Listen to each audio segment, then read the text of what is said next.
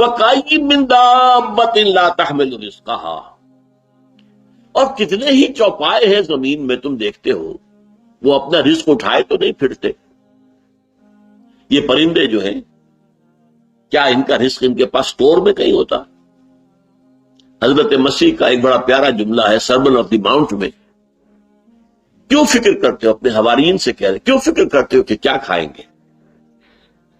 تم جنگل کی چڑیوں کو نہیں دیکھتے کہ وہ خالی پیٹ اپنے گھونسلوں سے نکلتی ہیں اور شام کو آسودہ ہو کر واپس آتی ہیں؟ ان کے پاس کہیں کوئی جمع تو نہیں ہے، کوئی ذخیرہ تو نہیں ہے گندم کا یا کسی اور چیز کا. تو جو آسمان کے پرندوں کو کھانے کو دیتا ہے کیا وہ تمہیں نہیں دے گا؟ یہ خوبصورت انداز. کیوں فکر کرتے ہو کیا پہنو گے؟ جنگل کی سوسن کو نہیں دیکھتے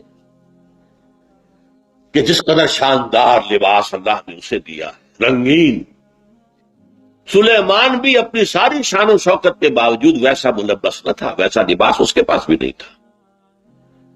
تو جو جنگل کی گھاس کو لباس دیتا ہے، جو آج ہے اور کل جھونک دی جائے گی آگ میں، کیا وہ تمہیں لباس نہیں پہنائے گا؟ یہ ہے توکل اللہ کی ذات پر. وَكَأَيِّن مِّن دَابَّةٍ لَا تَحْمِلُ رِزْقَهَا اللَّهُ يَرْزُقُهَا وَإِيَّاكُمْ، اللہ ہی انہیں بھی رزق دیتا ہے تمہیں بھی دے گا. کیوں فکر کرتے ہو کہ کل کیا کھائیں گے؟ آج جس نے تمہیں رزق دیا وہ کل بھی دے گا. تم اس کے اوپر توکل کرو، اعتماد کرو.